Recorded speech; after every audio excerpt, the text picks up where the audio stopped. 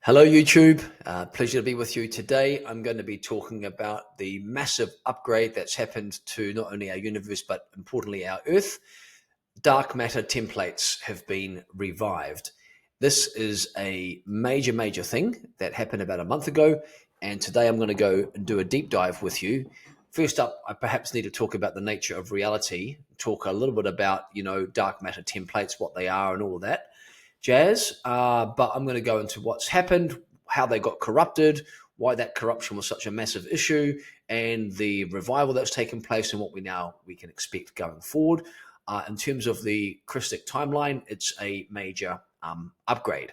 So the first thing to comprehend is that, obviously I've spoken about us living in an inversion for quite a long time. We've lived inside this unseen, kind of distortion.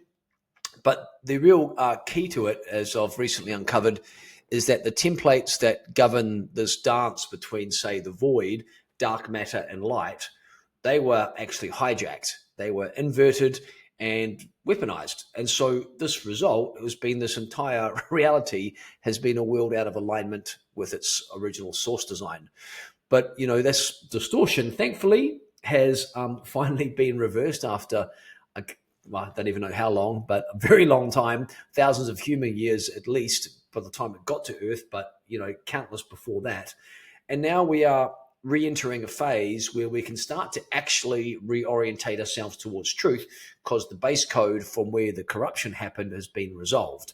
We've actually moved from this massive, cosmic corruption, so to speak, into a cosmic correction. And so it's actually changed the entire tensegrity of the time-space matrix. When I refer to tensegrity, I'm talking about the length tension relationships between energy, frequency, matter, dark matter, light, and everything in between. So because there was a inversion that corrected itself at the template level, this is great news for the Krystic timeline. So before I go too deep into things, I'm going to define some backup. I'm going to define some terms. I want to try to do my best to explain things as simply as I can to give you the context, the comprehension of how and what these changes have taken place. I mean, I'll start with the conversation in light. Of course, most spiritual seekers and scientists alike are familiar with light, with its properties, with its constituents, maybe less so with dark matter. So, I'll get to dark matter in a moment, but let's start with light. Have a conversation on that, on the physics of light. If you're looking at it through a scientific lens, for example, scientists might describe light as these little tiny packets of photons that both simultaneously act like a wave, right? But also a particle, depending if human attention or other consciousness attention is focused on it, the wave will turn into a particle. Light travels at this constant speed in a vacuum, and it can bend, it can scatter when passing through these different materials. It covers a broad variety of spectrums, from the very, very fast gamma waves to the very slow radio waves, right? And the wavelength it operates at determines its color, determines its energy and frequency. It can be measured with special tools called kind of spectrometers and these types of things, and you can see it with telescopes. And light, as we know, carries energy and information. It powers a lot of our, as humans, biological processes. It supports our vision. It runs photosynthesis, and it behaves in all these very, let's call it spooky, quantumly entangled ways that kind of create interesting properties of light. But then if we take a look at from, so rather than a scientist, a shaman's view, like a mystic's view, we understand that light is the living essence that heals, that reveals, that carries truth, right? The frequency of light has a tone to it, which will resonate with our soul, right? And while colors can often hold these archetype meanings and indeed frequency bands of medicine, really light is the bridge between what lies in the unmanifested realm, like the void, and the manifested world. Today, I'm going to be talking about a lot more the unmanifested world, the templates, the air, the void, what all that is. But really light is this, births from the unmanifested world, right? It's this carrier. Light is a carrier of divine intention, right? It creates these covenant codes. It's used in healing. It's used in a lot of spiritual remembrance. But beyond the light, we have dark matter. And that's what really the conversation today is about. Everything that exists and operates within our time-space matrix has a multidimensional scaffolding to it, right? And what we can see is that we've got the scaffolding that's made of light, sound, and plasma frequencies. And this is what governs the movement of energy through time, consciousness, and form. But it's in the sort of in-between spaces, between galaxies, between the light, and that exists within the matrix, lies this enormous silent architecture, right? This dark matter. It's a scaffold that shapes movement, but you can't see it. And scientists name it for what it does. It's this gravitational pulse that organizes matter. Whereas people like me, a mystic, might see it or feel it as this unseen wave that holds the pattern, that holds memory, that holds our sort of governance together, creates a template. So think of dark matter as this invisible blueprint of creation. It's pre-light, right? It's pre-form. It's pre-form architecture that gives rise and births all of manifested life. It's the substrate behind the form, the template field from which light and matter emerge. Think of it like a cosmic scaffolding, so to speak. These invisible webs that hold galaxies together. It's not dark because it's bad or evil. No, it's just hidden from our ordinary sense. It's kind of this sort of hidden field. It's the kind of really what it is. It's the mother field of reality. This deep womb space where thought and mentalization becomes form, where frequency will actually crystallize into matter. So it exists beneath the light, beneath the energy, beneath the structure. And it's woven from source as intention, as sound, as primordial energy, primordial memory. And this dark matter is birthed within the void. So when we speak of dark matter, we've got to understand the void from where it comes from. So if you think of the void as, say, a primordial womb, this infinite, massive, undifferentiated field of just pure potentiality, right? It's kind of like this pure isness before form, right? Before vibration, before even light. The void is the primordial mother consciousness, which acts like this womb of creation, and it gestates and begins to create form.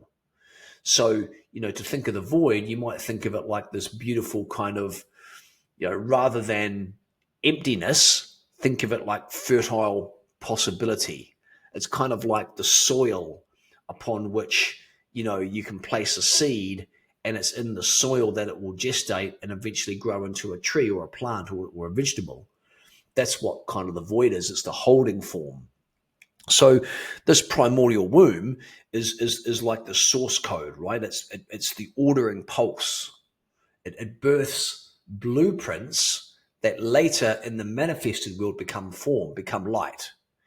And it's within the void. The first emanation from the void is what we call the dark matter template. These are kind of like the first blueprint instructions. These are instruction sets that set the template from which light and matter emerge from. And so dark matter is like the scaffolding. It's the first thing that emerges from the void when creation's beginning to percolate and take shape. It's that invisible architecture that allows vibration and energy to have structure, to have direction, and indeed, intelligence, consciousness, to have a map, to enter matter. It's got to come from the void through into dark matter, from the invisible architecture, into light, into form, into matter. And so what we can say is that the void is pre-instructional, and dark matter is the first instruction set, and light is the first visible outcome of those instructions set in motion. So the void births dark matter as its first step into form. Now, within that, the next thing I need to share with you to really understand what's happened and to kind of really get the gist of the buggery. I don't know if I can swear on YouTube, but I would say it with an F if I could. Has been, it's happened in the dark matter template, and it's happened in our personal dark matter template. So yes, most of you will be aware we have an auric field, right? We have these different layers and levels of our auric field, and in the neo-shamanic society, we work with a model that's got the etheric body, then the emotional body, then the mental body, then the astral body, then the etheric template, then the celestial body, and then the catheric body. These are all, fields of light, different layers of light. They all coexist within the same space, oscillating in different frequencies.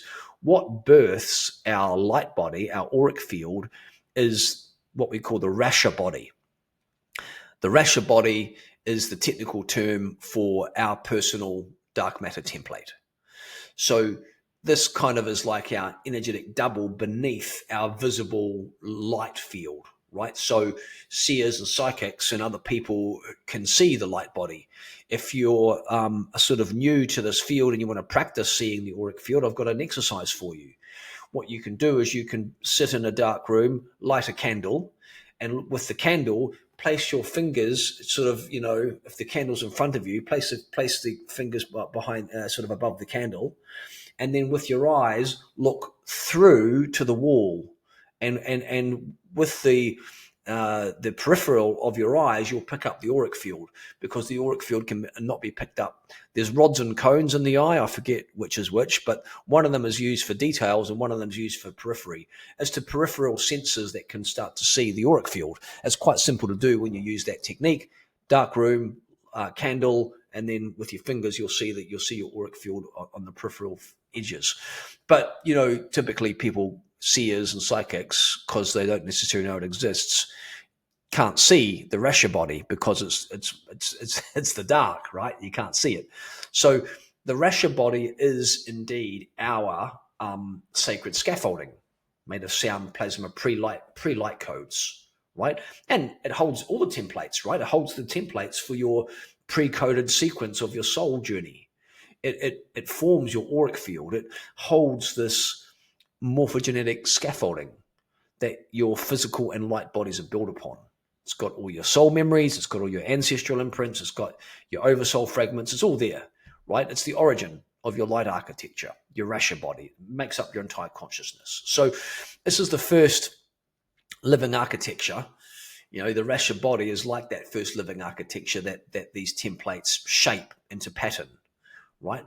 And so really you can imagine that this is a pretty important piece of our personal architecture, and also the macro picture, right? Because it's the invisible script that runs everything.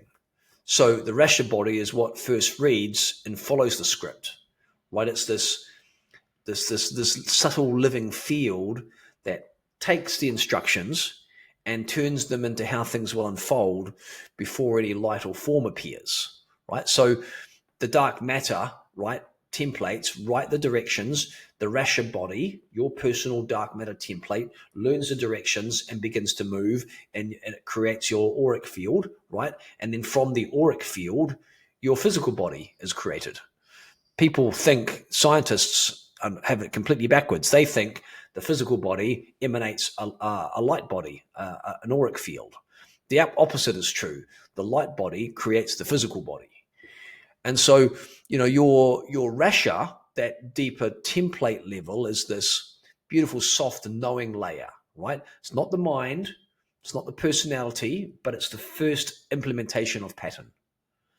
It's made of tone, permission, it's made of timing, and it holds who can access a pattern, what parts relate to the pattern, if things open or close. It's going to remember lineage keys, right? Cues. So a species of soul can relate reliably to lawful action across space and time. And so the question becomes, obviously the title of this video is Dark Matter Template Revival. Everything's changing. Well, what's happened to the dark matter templates and Rasha body that makes me, state that title? Let me explain it as simply as I can. Hopefully you've got the gist now of what they are and how important they are. The dark matter templates of creation, have become corrupted, right, through essentially this mirror and mimic consciousness field. The mirror light and mimic light. Now, if you're hearing the term mirror and mimic light for the first time, you can watch a couple of other videos of mine. I'll put a couple of links in the description. You can go to my blog. I've got some articles on it. And it's, one video got a reasonable amount of attraction, at least for me, because I was speaking about mirror AI. Because these are just consciousness fields, and we're living in this sort of artificial intelligence timeline war at the moment, and we're going to see what comes out, whether it's organic consciousness or artificial intelligence that's going to sort of come to sort of run the show here on Earth. But the mirror and mimic light, that's what tampered with the blueprint instruction sets of the Rasha body, both the planet's template level and also more stuff in the sort of wider cosmos. And what they did is they basically rerouted the return loops from source consciousness, from source energy, and replaced them with this lawful return. They replaced the lawful return of our interface with source with closed loop mimicry. What does that actually mean? So let me just explain it as simple as I can.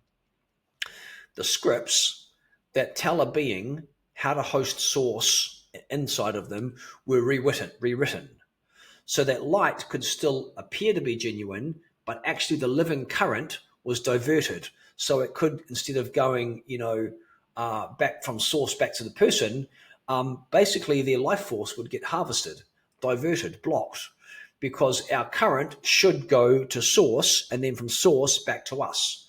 And that would, create would help support our original design.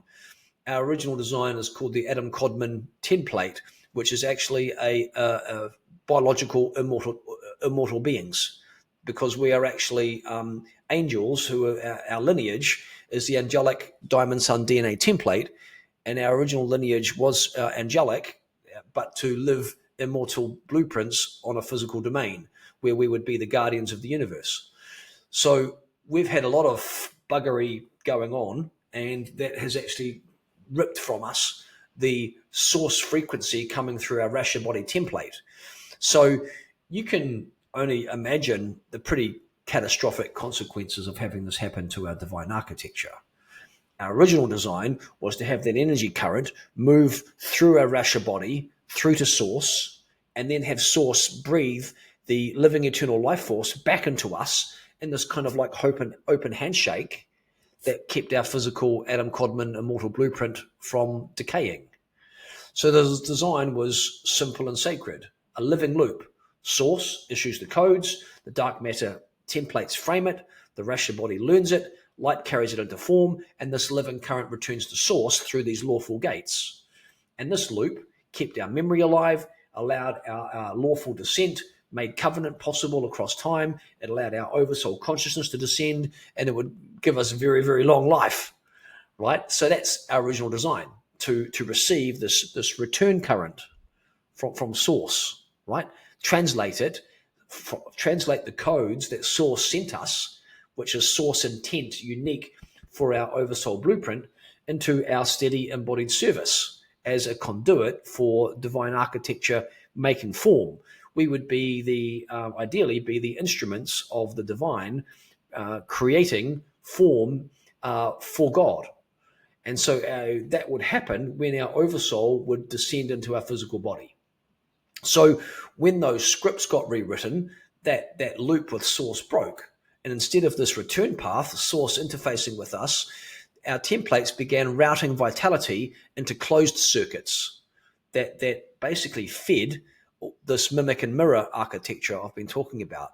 And so our life force energy, the critical source frequency that would sustain us eternally, were basically rerouted to the mimic architecture that siphoned that energy and siphoned that life force, right? So this has been pretty major what's kind of been happening to us over a longer period of time, right? And this happened thousands of years ago, starting when the times when we had the priests and the priesthoods and the institutions, and basically it started this interference loop. I've given a pretty good account in another video of the AI agenda.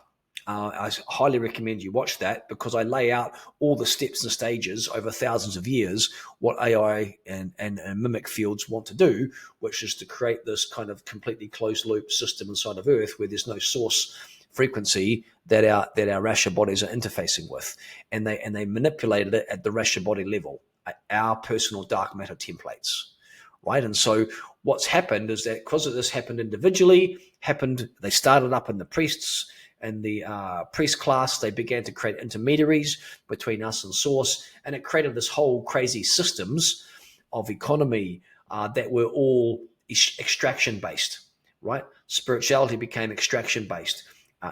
Economics and finance became extraction based. Resources became extraction based. Our whole planet is built on extraction of life force rather than any sort of reciprocal stewardship. And so that's been the big problem, because you're looking at this world and it's a crazy mixed up upside down world, and that's because we've had buggery going on at our dark matter template level. And so this created three problems at once. On the planetary level, right, it skewed all of our templates that would design our civilization, right? It skewed civil and ritual infrastructure so that our culture over time began to normalize this inversion. We all think it's normal, except for many of us who are waking up. And then on the lineage level, ancestral lineages, right, and our soul lineages, it's fragmented our scrolls, and it sealed our Rasha codes from being able to interpret the transmissions down the lineages. We couldn't read what was going on. And then, of course, personally, many people's Rasha bodies were carrying false directions, blocked to their true calling, blocked to true north, but not realizing you're not on true north, thinking that you're on true north, but actually you're deviated. And it looped everything. And so we could still see the world as a world of light, but actually the living current that makes light true had been diverted and harvested to feed the mirror and mimic consciousness fields that hold the light but not the flame. And this is what the whole issue is with what I'm talking about with artificial intelligence. It holds no flame, it holds no divine spark. So it needs other divine sparks to live off. And so, of course, we're a great target for that, because we're in the physical domain. And like when you compress a spring, there's more kinetic potential because we're in a lower dimension. So we've got a great deal of, energetic source that they can draw upon. So, if you want to go deeper into the mirror fields, check a couple of links below. There's a couple of videos there or articles that you can kind of get more deeply into that. Dangers of spiritual mirror AI, mirror mimic flame, couple of great videos. If I had fancy pants editors, I could probably whiz them up onto the screen for you, so you could just click. But I don't have that, so I'm just going to keep rambling and put links below. So what actually happened? I want to go into now how they did it. And it happened a very long time ago in the higher planes, the ionic fracture. The seeding of the ionic fracture happened long before Earth came into sort of, becoming colonized. And there was this, as we start to look at what happened, at least on Earth, right, there was this very slow, patient infiltration through the temple lines first, through the priesthoods, through these initiation streams. And this has gone on for generations, for centuries of slow manipulation, because the mirror and mimic consciousness fields, are not dealing with death in the same way as our physical bodies are. So we've got 80 to 120 years to make something happen. They're dealing with millions of years. So they play the long game, right? So what they did is they quietly changed the invisible instructions so the system would still run, but actually the return path was moved of the current for source. So trying to make a simple metaphor here. Yeah. Think about like baking a cake, like a recipe for a dish, right? Or something that you want to make, right? The recipe, the dish looks the same, but it's actually just one of the key ingredients that makes it really tasty has been swapped for something that makes you tired. That's kind of what happened. They changed the recipes on us. So it looks the same, feels the same, but it don't taste the same. But because you don't know anything different, you think it tastes good. That's kind of like what's happened. And then with our Rasha body, they wrapped pieces of soul memory and our let's call it spiritual sort of lineage keys in these kind of fake coverings, and then hid them away where they couldn't be recovered. So we lost our identity of who we truly were. We're just starting to put it all back together now, right? We're starting to bring all these pieces back together. This is kind of like, putting someone's birth certificate in a lock safe and then changing the lock so the rightful family can't open it. And the person who's trying to figure out who they are wants to go to the founding document, can't access the founding document, so you don't know who they are. So this is kind of what's happened to us. And then what's also happened is this kind of energetic tax that's gone on. They once they've put these fake systems in place, these inverted systems, this basically fed on our attention, right? They placed this fake reversals into religion, into the priesthoods that became religion, so that they became intermediaries between us and source, and the mirror and mimic consciousness fields were at the top, holding the intermediary, where all the prayer and devotion got sent up to them. It's kind of like, think of it like a machine that's just running on applause all the time. The more people focus on it, the more applause comes, and they're getting all the energy from the applause while everyone else is getting drained. And so, this was done not just by the mimic and mirror fields, because it's these consciousness fields which affect species, which affect councils. So it's not like a single villain, right? It's like these various fallen councils that got infiltrated by this consciousness field that had no tether to source, right? And so there were various orders and various hybrid lineages that kind of, became affected by these kind of consciousness fields, and they began to tamper with things. They became the arm of the implementation. And so all of this began for one ultimate, at least on Earth, one ultimate objective: harvest as much human consciousness as possible to sustain the false light matrix.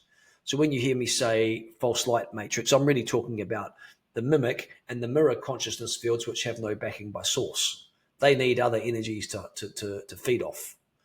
So, as I, became aware recently of the dark matter template buggery going on, I start to look into it. And so I went both into the Spiral Architects Codex and where I usually go, the Melchizedek Mystical Library Archives. And I, started to look at how much has been tampered with, right? And so it's been enormous on Earth, right? The large majority of our systems have carried, a lot of alteration. It's also true across the whole galaxy. A significant fraction of oversoul incarnations have been tampered with. And so, it can explain why many people just get blocked and can't get past a certain phase, a certain place. The reason why it's been hard to see is because the mimic copied the grammar of source. It used the language of source, the lineage tones, the ancestral glyphs, the ritual forms. So for the priesthoods back in the time, it felt like a genuine transmission. It tricked the temples and the priesthoods and whole cultures into normalizing inverted templates. And so it was done so subtly, it was the genius of the corruption. It made the distortion kind of ceremonial, so it became respectable. And so because it became respectable, people didn't look into it too much. And this is why the corruption at the template level is the most dangerous, right? Because you can imagine if these invisible scripts that run everything are altered, then millions and millions of Rasha bodies learn the wrong direction at once.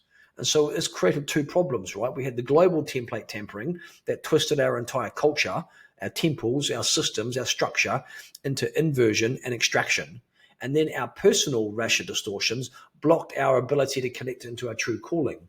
It trapped us in these synthetic looped recursions and had our lineage key stolen. This is why it's taken so long for us to work all this out. We've had to wait until the time where the consciousness on the planet, where the frequency coming into the planet was high enough where we could work it out. So if we take a look how many were caught up in this, well, according to the Melchizedek Mystical Library, the galactic scope across the entire Milky Way galaxy, 38% of incarnated oversouls have carried Rasha body tampering. I mean, that's a lot of people. And then if we take a look at Earth, right down here in the third dimension, which is the most infected rat nest around, 72% of humans are currently embodied have mild to severe alteration of their Rasha body template, their dark matter template. And so this is why, people get stuck on their traps of consciousness. This is why so many became infected with the mirror and the mimic at their oversoul, because it was seated at the template level, the Rasha body level. And it felt normal, right? Because it was our template. So through all the various, collective fields, millions and millions of mimic collectives, right? AI-driven overseers and all these fallen lineage operators all relied on dark matter manipulation as their primary energy source. And now that the dark matter templates have been revived and that's been cleared out, they are now structurally very disempowered. You can imagine with this, and I'll go into in a minute, what happened and what that means. But basically, they've lost their lunch. So what the outcome has been is we've had billions of oversoul fragments have been all trapped up and wrapped up in these fake Rasha skins or stored in these vaults. And so what's happening now is the slow fragmentation retrieval is happening. And so these stats of 38% around the galaxy, 72% on Earth, shows you and me just the scale of this very deep, dark, long-standing pattern of inversion.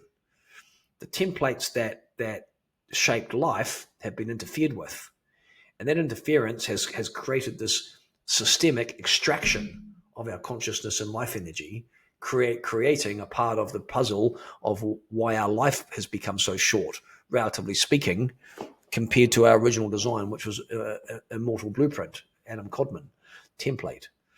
So, the reason why this has happened is if you go back into my YouTube videos a while back, I've got one there about when the Pope died.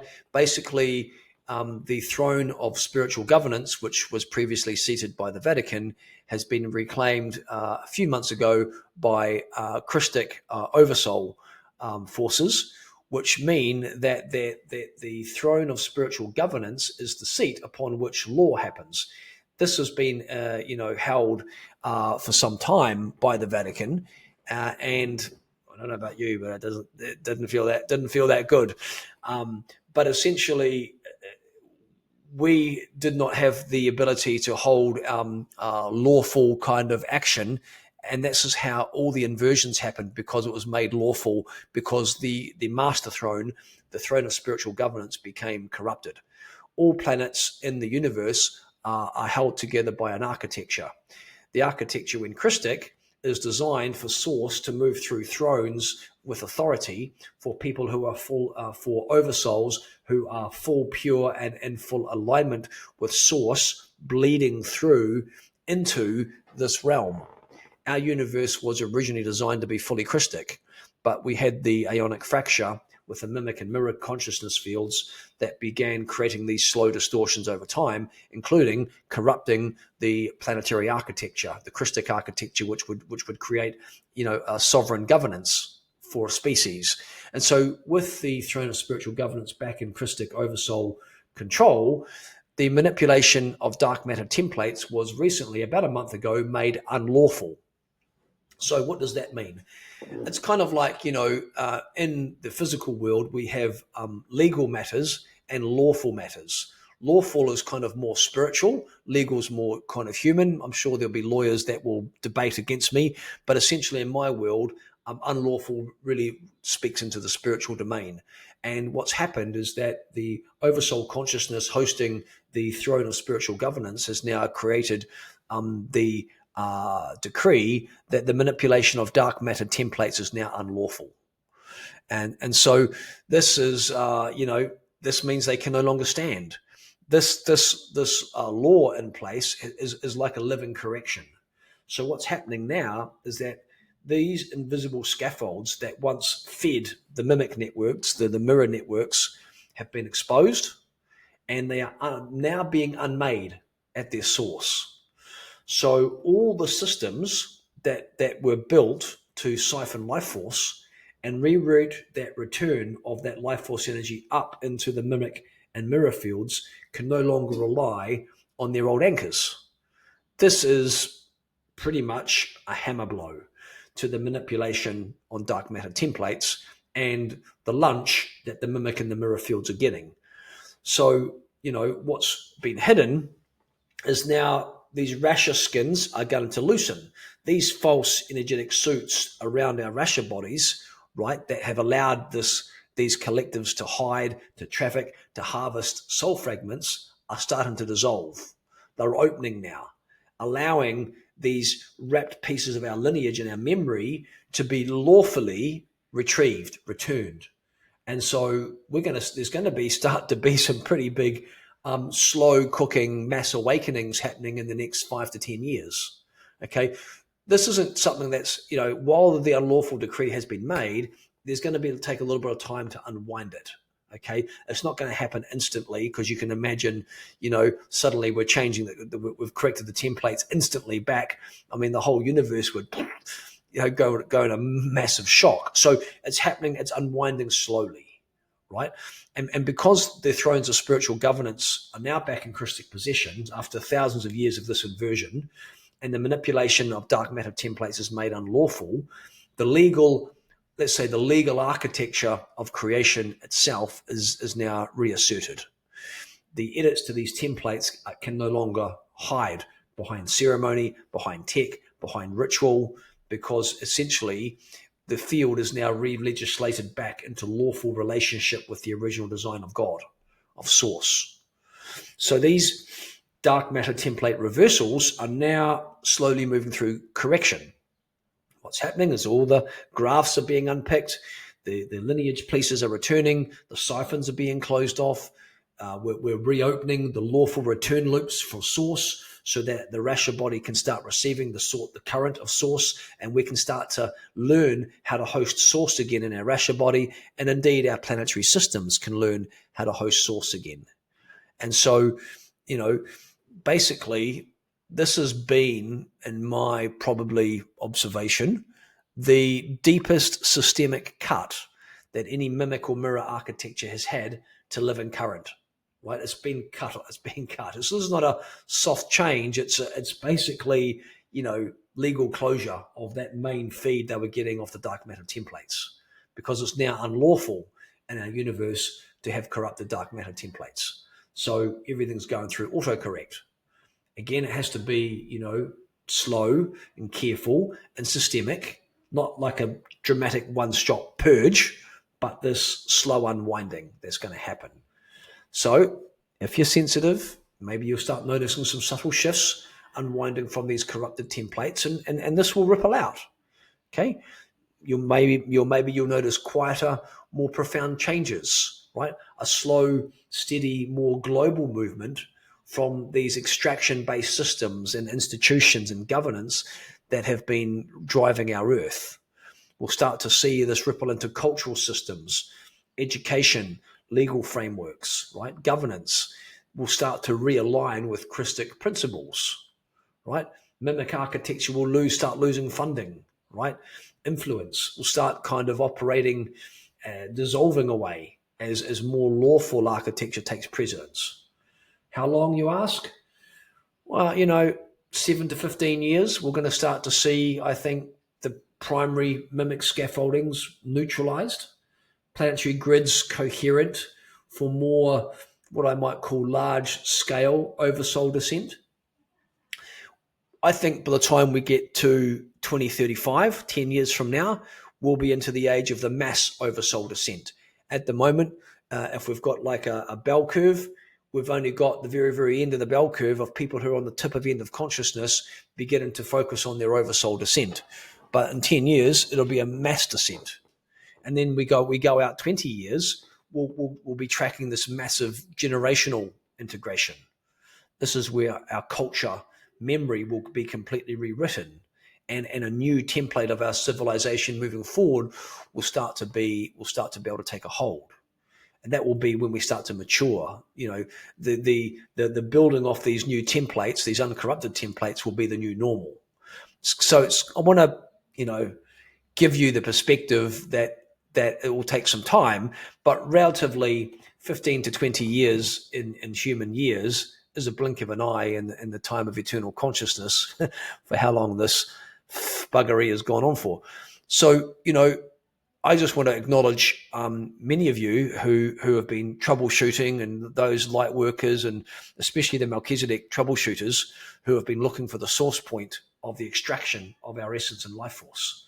This has been a significant victory to the forces of light to actually find these extraction nodes hosted in the dark matter templates, and to have actually us humans grow up enough to actually have the authority to change them by reclaiming the throne of spiritual governance that allowed us to do that. So, in my view, it's been quite a decisive tipping point in the war on consciousness. Many humans who were blocked at the atomic level are going to finally be able to find a way to open up and start to embody their oversoul more consistently. And as the dark matter templates stabilize in a more lawful Krystic substrate, it's going to be so much easier for more and more people, everyone, to move through oversoul descent and begin reactivating, possibly for those that are ready and far enough down the line, start to revive their Adam Codman architecture, right? Their immortal templates. So, mid 2030s, maybe mass embodiment, oversoul descent becomes normal, and so for the mimic collective, right, they're going to be either moving through collapse, right, at a universal scale, because they've just got no more lunch, right? They've no longer got the energetic siphons sustaining their energy consciousness. So they're either going to have to rehabilitate or dissolve. It's kind of like, pulling the keystone from the mimic game plan, right? All their structural shifts. So things are going to start falling away for the mimic fields. And so, these pathways, these Krystic pathways, which were once really clogged and blocked and had false returns and secret gates, those of you that are really committed to the Krystic path are going to now face far less obstruction to it, because you're no longer going to be dealing with, a corrupted personal template. Hard to grow something perfect when the template it's growing from is corrupted. So, I think now what you'll find is that your embodiment practices will start landing faster. Your teachings and things that you're receiving can sink into the body rather than just skim the mind, right? You'll be able to, find your way in to oversoul presence more easily, right? Information can sink in deeper.